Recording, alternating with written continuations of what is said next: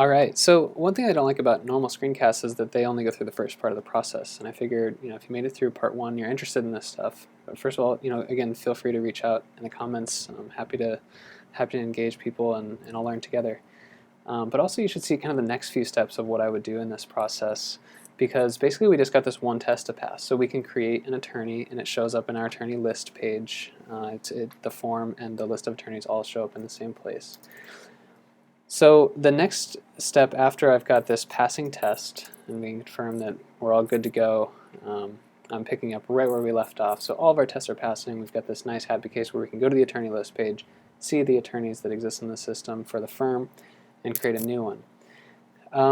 So now I take a step back and say, okay, we've got this workflow, but now we want to do a little bit of refactoring before we start delving into additional corner cases or whatever. We've got more stuff to test, like at the controller level and all that good stuff, so I don't need to see that.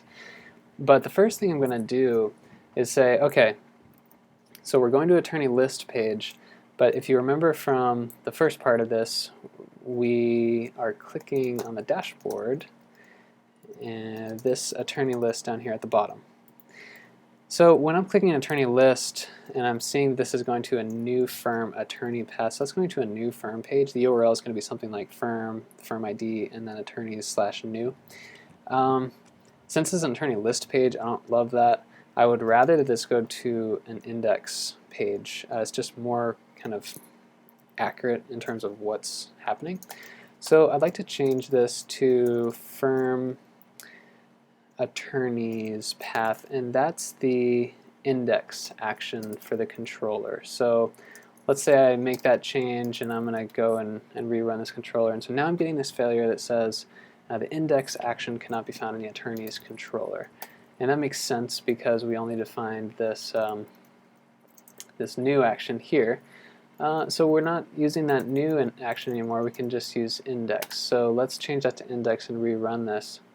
And now we're seeing that we're not getting a attorney's index page because the template that we were editing is the new HTML HAML template.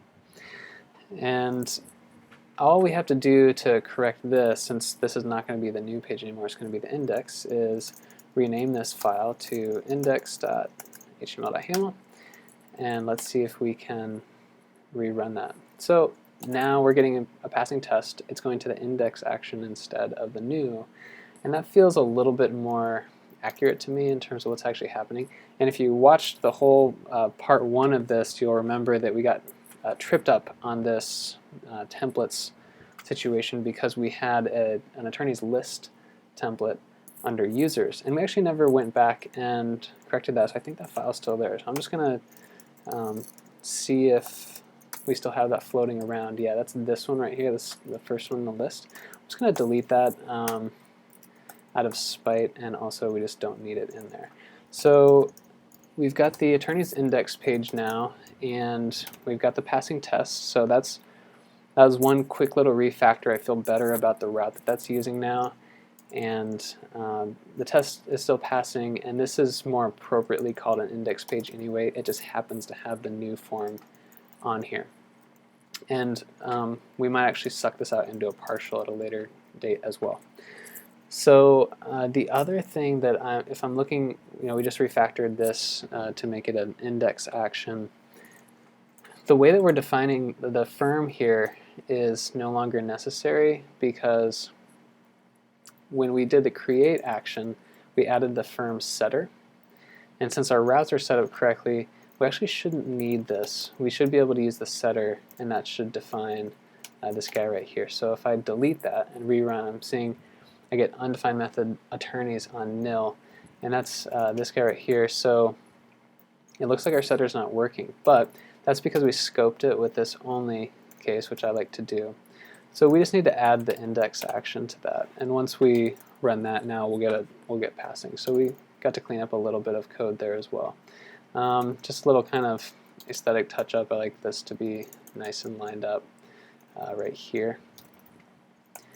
And so now we have this test is passing. It's going to an index page. It's appropriately named. We got rid of that old dead file. We cleaned up the controller a little bit, so that's looking pretty sharp.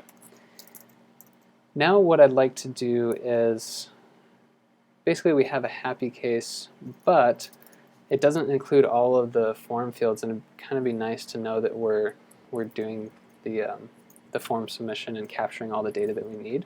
So I'm just going to go back and add in the other fields. So attorneys have middle names, and if I look over here, I can see that we're labeling that MI for a, I guess, middle initial.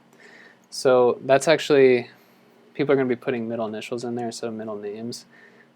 I'm inclined to, and I'm not going to do it here, but I'm probably at one point going to go back and change that field so that it's actually middle initial instead of middle name if the label is accurate there. And that's a kind of feature requirement thing that I need to double check with the product owner. So meanwhile, it's labeled MI, so I can go ahead and say, let's fill that in with something that we know is not going to be on that page elsewhere. And then I want to also fill in the suffix. So these lawyers all like their titles, and we just want something else there that's not going to show up anywhere else. So we know when we test for that on the page, it's coming from the form. So I'm going to go ahead and submit that, and the test is still passing because we hadn't checked for these values. But I'm going to say the page should have content ZSD, that's the middle initial, and it should also have GDFA, if I can type that correctly, and see if that shows up with the first name and last name, and it doesn't. And that's because we were just getting the test to pass at first, so when we're rendering we never went back and changed the static value of the middle initial. So, and again, this is kind of where our syntax and our semantics are starting to diverge, and we really don't want that. So typing middle name here, what I mean is middle initial. Probably going to go change that in the future. But we're also going to need to change this one as well. So attorney.suffix. Oops. And now when I rerun that test, I am seeing all the values that I would expect in that table. So we know that all the form fields that are showing can be edited and saved, and we're going to see the result of that on the page. So that kind of rounds out our happy case. The issue is that we probably there are other things that could happen. So the three things that come to mind from a high level are A, someone doesn't fill out all of the required fields, and we need to make sure the application handles that correctly. B, a user might be trying to access this endpoint or this action if they're not logged in. We'll need to test that. And the last, in my opinion, one of the more important cases is that someone might be trying to access this endpoint who's not authorized. And by that I mean they don't belong to this firm, but we're not currently checking for that. So we're going to go through these as quickly as possible. Those are kind of our, I don't know if people actually use the word sad case, but certainly what you could call it. So we're going to say in this context, and we're going to delineate our cases here with context blocks. So the context for this is that all required params are submitted. And that's basically this one here. So we're going to pull that out. Oops. Grab too much.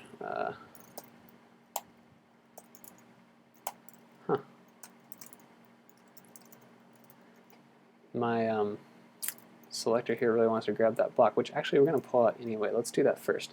So I want a helper method that's going to fill out this form for us. So complete attorney form. And I like to have this overrides default value so that we can basically, we'll get to that in a second, but what we should be able to do now is say complete attorney form and run this and still get a passing test. And so now we have that helper method that we can reuse in our other cases. We don't have to repeat ourselves. Okay, so now when I try to pull out this scenario, I can put that into my context, and we're good to go.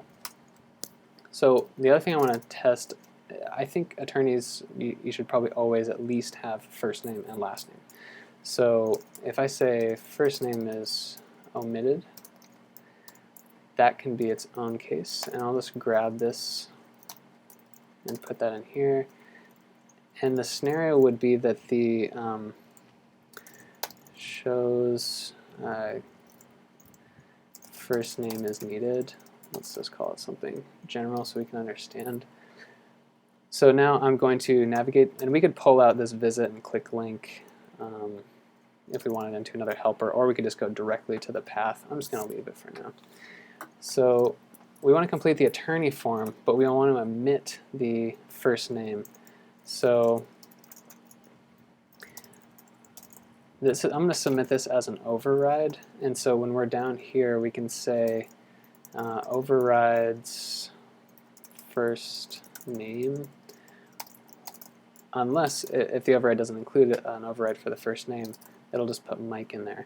And so we should be able to run our first test and it should still pass. But if we run this one, what we want is a failure.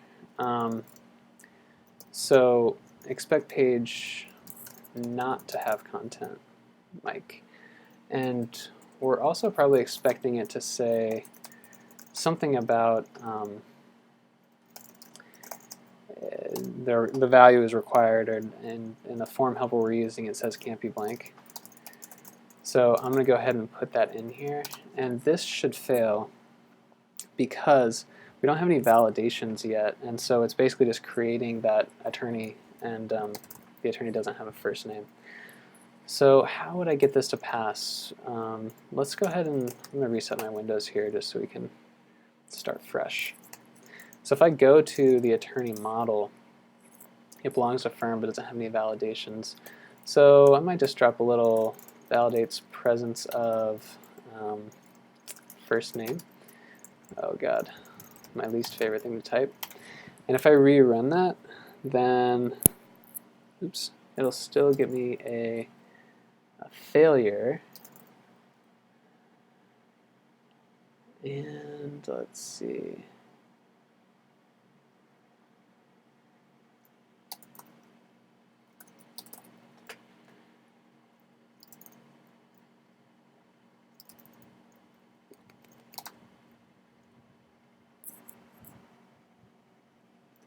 So it doesn't have the content mic. That makes sense.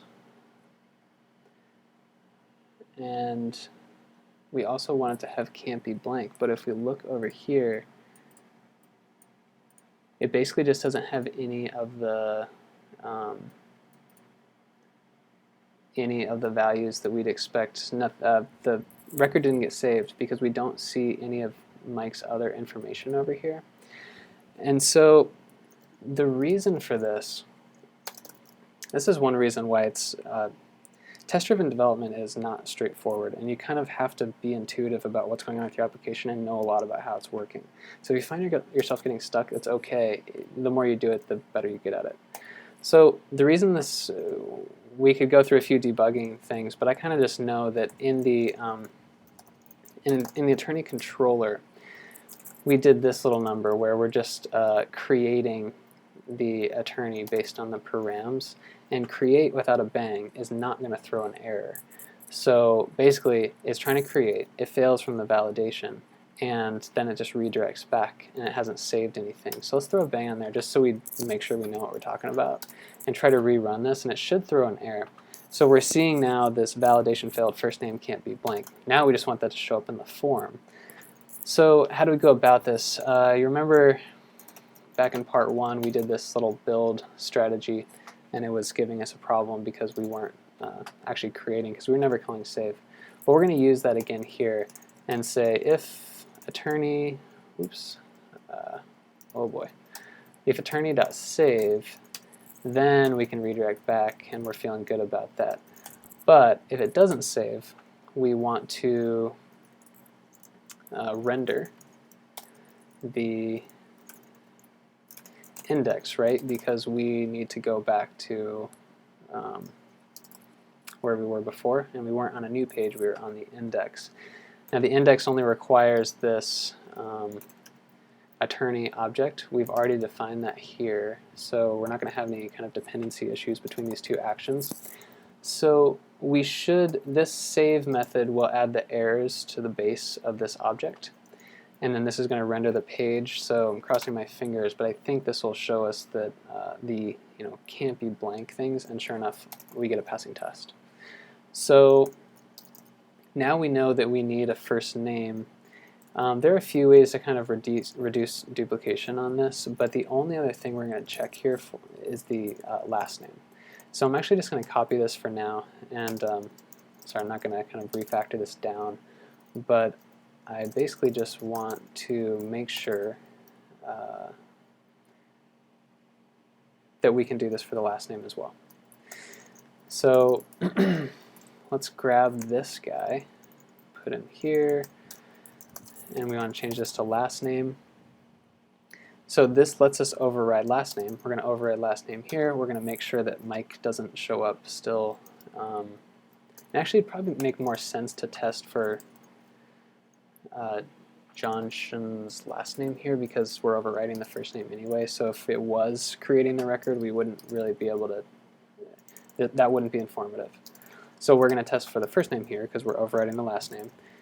We still want to have content can't be blank. So we're going to see if this one can run, and sure enough it doesn't. And again, that's because we haven't added a validation in the model for the last name. So now we should get a passing. Oh, okay, interesting. So if you look over here, it says last name, and then name is abutted with can't, and so it's not going to find that by itself. And let's just make sure that I'm evaluating this correctly. I think if we do this, it'll pass. Oh, no, it won't. It did find Mike, actually, and this should fail as well. Yeah, because that's populated in the form, and that's actually kind of what we want.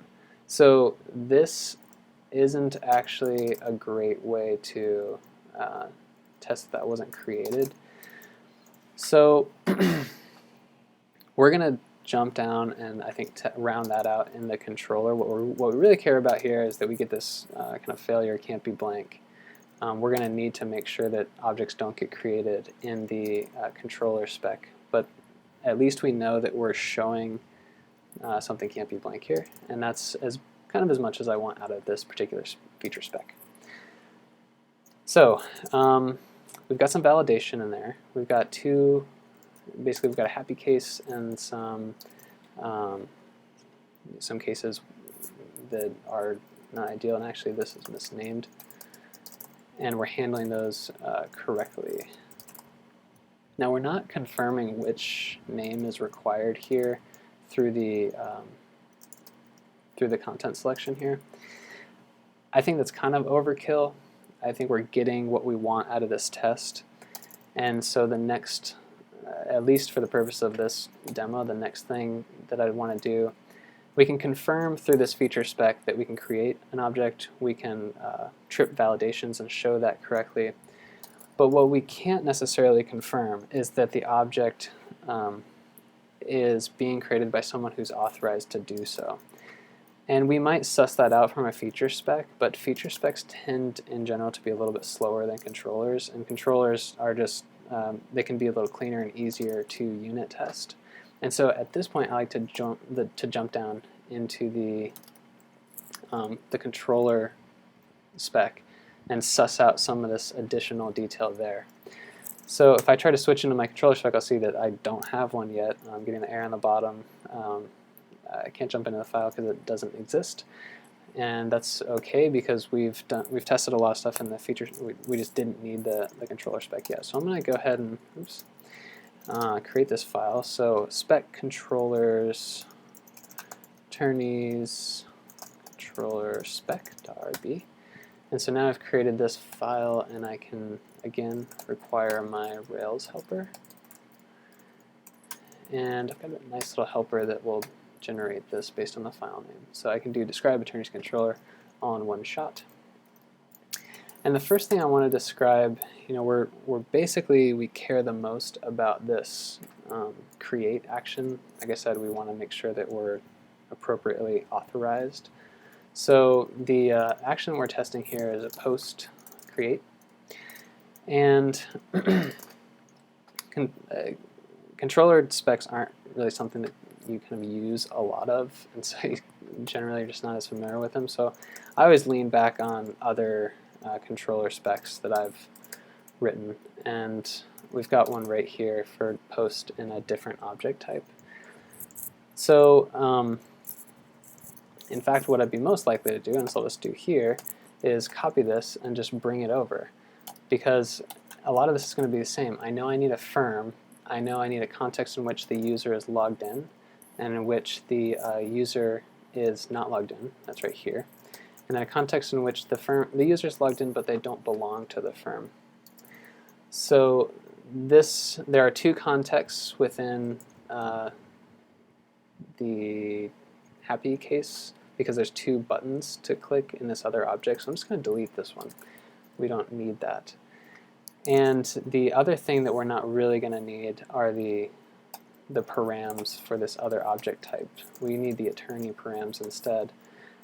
We're still going to need the firm ID because it belongs to the firm, but instead of that object type, it's going to be an attorney, and we're going to have things like first name, let's be consistent here, and last name, Johnson. And so now we have we've got references to that method throughout this thing. So I'm actually going to just do a quick find and replace here. I want to place trust account params with attorney params, and that's just going to make sure it doesn't try to call that other deprecated method, or the one that we stole, not deprecated. So basically, let's see what's going on here. So the user belongs to the firm. We're going to define that here. Just set the firm of the user equal to the firm. This user object is coming from login user, which is in controller macro. I think I saw this on like Thoughtbot or something. Super useful way to get that. The user object logged in and in here. Just have a nice little helper. So updated, and then the user saves attorney. And at this point, we want it to creates an attorney and redirects back.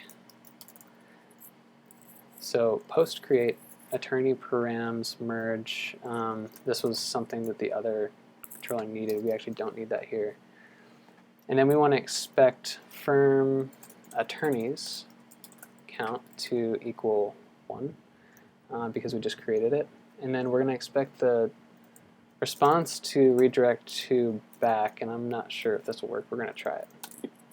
So let's go ahead and run that. Okay, it says no refer was set. Here, I'm reading this over here. The request redirect to back is not called successfully, and that's because we're doing this from a controller and it doesn't have a place to redirect back to. So we basically just need to define the place it would redirect back to, and that's the place we're coming from, which is the firm attorney's path for the firm. And so now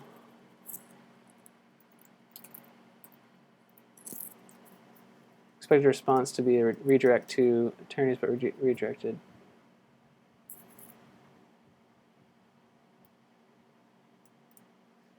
I think we can't use this guy. Attorney's path, firm.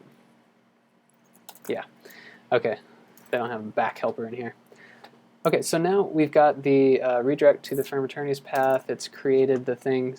So that basically confirms roughly what our feature spec did, except that we were logged in and we belong to the firm at this point. Now, what if the user doesn't belong to the firm?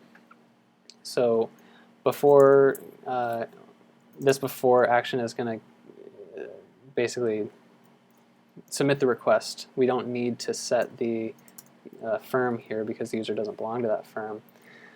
So I've got a helper that says unauthorized request. That's basically if can catches something that somebody's not allowed to do.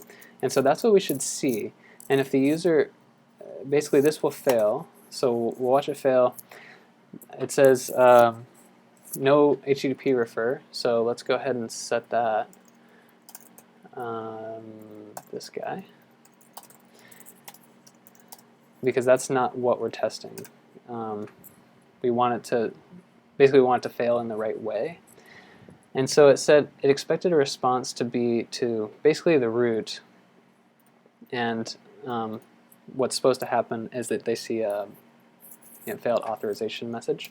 But in this case it didn't do that, and that's because we're not checking to see whether or not the user is actually allowed to update the attorney, or create the attorney for the firm. And I just happen to be in this other this other object that needs the exact same thing. So I'm going to copy that here, go back to the attorney controller, and just make sure that the person is allowed to update the firm. That will give them, basically that's the check to see whether or not they're allowed to create things for that firm or edit its attributes. And so now if we rerun that test, it should be passing because we're basically making sure that the person's authorized, the current user is authorized. Now what if the user's not logged in? So same thing, we're not checking to make sure they're logged in, and so this actually fails. And if we go back to this other one, we can just, again, borrow the same thing. If you're not good at borrowing things from other controllers, highly recommended skill. So we're going to make sure that passes as well. And now we have, make sure this whole file passes, and then make sure that the rest of our suite is passing. But at this point, we've tested to make sure that we've got some sad cases, or whatever people are calling it, parameter-wise, if people aren't submitting all of the required fields. And we've tested some corner cases in the controller for when people aren't authenticated or they're not authorized to be doing the action that we let them. We also had an opportunity to do some refactoring. And so at this point, I'm feeling pretty good about this create feature. I think I would probably move on, and I might clean up some of the test code. I might dry a few things up, but for the most part, this is, I'm feeling pretty happy with the creation workflow feature for new attorneys in this firm. And that's all I've got. Hope you got something out of this, and ping me in the comments.